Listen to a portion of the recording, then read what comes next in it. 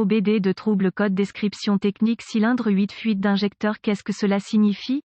Il s'agit d'un code d'anomalie de diagnostic DTC du groupe motopropulseur générique et s'applique généralement aux véhicules OBDII. Cela peut inclure, mais sans s'y limiter, les véhicules de, etc. Bien que génériques, les étapes de réparation exactes peuvent varier selon l'année, la marque, le modèle et la configuration du groupe motopropulseur. Si votre véhicule équipé OBD2 a enregistré un code P02B9, cela signifie que le module de commande du groupe motopropulseur PCM a détecté un éventuel injecteur de carburant qui fuit pour un cylindre particulier du moteur. Dans ce cas, c'est le cylindre croisillon 8. Les injecteurs de carburant automobiles nécessitent un degré précis de pression de carburant pour fournir une mesure exacte de carburant dans un motif pulvérisé avec précision dans la chambre de combustion de chaque cylindre. Les exigences de ce modèle précis exigent que chaque injecteur de carburant soit exempt de fuite et de restriction. Le PCM surveille des facteurs tels que le degré de compensation de carburant requis et les données du capteur d'oxygène d'échappement, combiné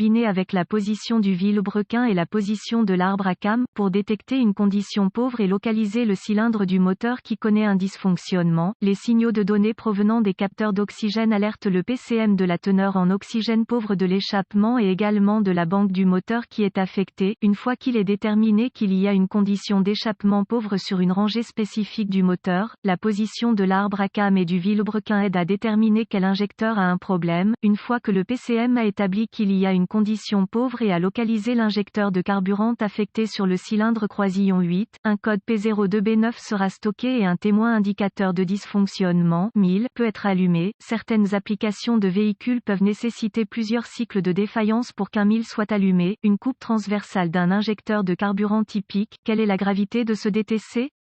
Un P02B9 doit être classé comme grave car un carburant pauvre pourrait endommager la culasse ou le moteur. Quels sont certains des symptômes du code? Les symptômes d'un code d'anomalie P02B9 peuvent inclure diminution des performances du moteur, réduction de la consommation de carburant, code d'échappement maigre. Les codes de raté d'allumage peuvent également être stockés. Quelles sont certaines des causes courantes du code? Les causes de ce code d'injecteur de carburant P02B9 peuvent inclure injecteur de carburant défectueux et ou qui fuit, circuit S d'injection de carburant ouvert ou court-circuité, capteur S d'oxygène défectueux, PCM ou erreur de programmation, débit massique d'air MAF ou capteur de pression d'air du collecteur MAP. Échec. Quelles sont les étapes de dépannage du P02B9?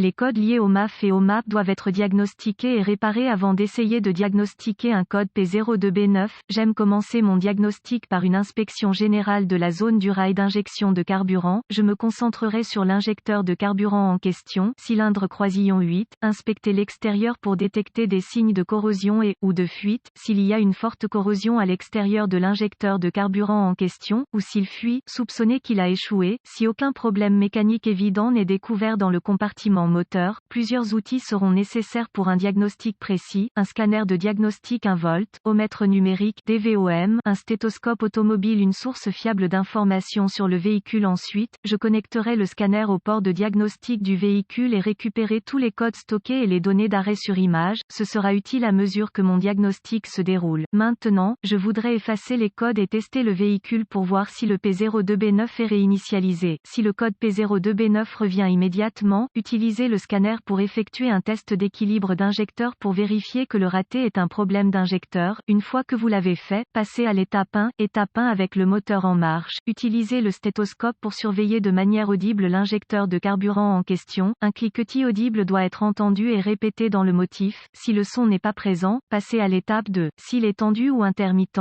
suspectez que l'injecteur du cylindre croisillon 8 est en panne ou obstrué. Comparez les sons de ce cylindre injecteur à d'autres pour comparaison, si nécessaire. Étape 2. Utilisez le DVOM pour tester la tension et une impulsion de masse, lorsque le moteur tourne.